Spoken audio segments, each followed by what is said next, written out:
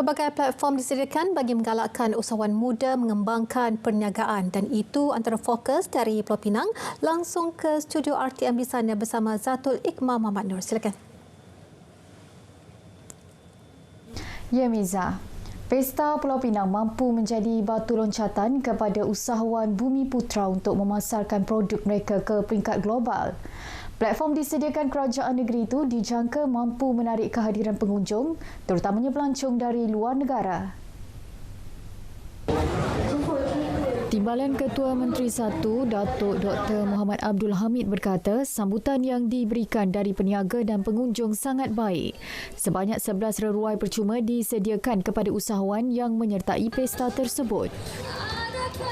Jadi insya-Allah dengan galakan daripada Kerajaan Negeri Pulau Pinang dengan adanya Pesta Pulau Pinang ini dapat mempromosikan produk-produk usaha muda, usaha Bumi Putra kita, usahawan Melayu kita ke pasaran antarabangsa. Beliau berkata demikian selepas melawat Pavilion Pinangpreneur di tapak Pesta Pulau Pinang. Sementara itu, pesta makanan sering menjadi pilihan golongan usahawan muda dalam memasarkan produk mereka. Justru Kerajaan Negeri Pulau Pinang terus komited menyediakan platform tersebut bagi membantu mereka mengembangkan sayap dalam bidang berkenaan. Esko Perdagangan Pembangunan Keusahawanan dan Luar Bandar Rashidi Zinol berkata, pelbagai program bantuan dan sokongan akan digerakkan bersama agensi-agensi berkaitan bagi membantu golongan usahawan. Kalau kita tengok ni banyak tentang pemakanan baru ni, banyak orang muda yang minat. Dan saya memang akan menggalakkan dalam usaha dari segi skop pembangunan usahawan, dan saya terlibat dalam skop usahawan, saya akan memberi apa bantuan yang patut untuk orang muda untuk mereka meneruskan dalam usaha membangun usaha-usaha pemakanan. Kalau tentu kerajaan negeri bersama dengan kerajaan pusat juga. Saya bersama dengan Jabatan Perda, dengan Jabatan Fama dan banyak lagi jabatan lain. Kita akan memberi bantuan dan kita akan memberi sokongan. Beliau berkata demikian selepas melawat Absolute Food Fest Pulau Pinang di Batu Kawan. Festival tersebut menghimpunkan sehingga 150 gerai usahawan dan selebriti tanah air dengan 30% daripadanya adalah usahawan Pulau Pinang. Sebanyak 1.5 juta ringgit disasarkan untuk kutipan tabung khas wakaf pembangunan Masjid Sembilang Seberang Jaya. Dana dari kutipan dengan kerjasama Wakaf Pulau Pinang WPP itu akan digunakan untuk kerja-kerja penyelenggaraan, pengurusan jenazah dan tanah perkuburan. Ketua Pegawai Eksekutif WPP Abdul Mohsin Muhammad Sharif berkata, para pewakaf yang berwakaf tunai sebanyak RM1,000 dan ke atas akan mendapat pengecualian cukai.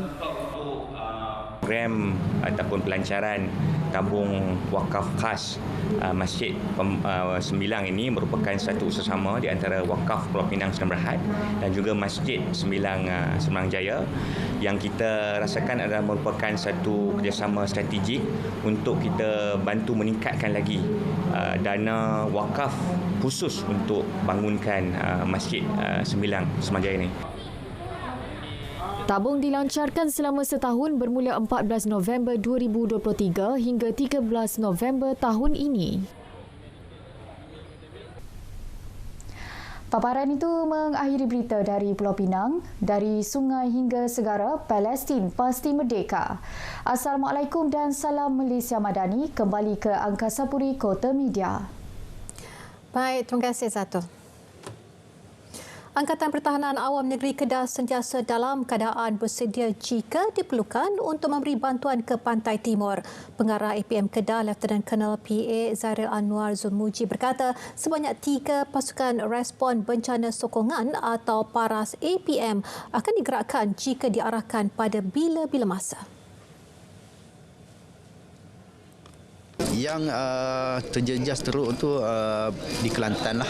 Okey, yang mana pada ketika ini untuk rekod hari ini sehingga pagi tadi laporan jam 8 pagi tadi 3 daerah yang masih terjejas, iaitu daerah Tumpat, Pasir Mas dan Kuala Kerai, melibatkan lebih kurang 11 pusat pemindahan. Dan kita sentiasa mendapatkan maklumat daripada semasa ke semasa, dan sememangnya APM Negeri Kedah pun akan tertumpu kepada Negeri Kelantan lah sekiranya dipanggil untuk memberi bantuan.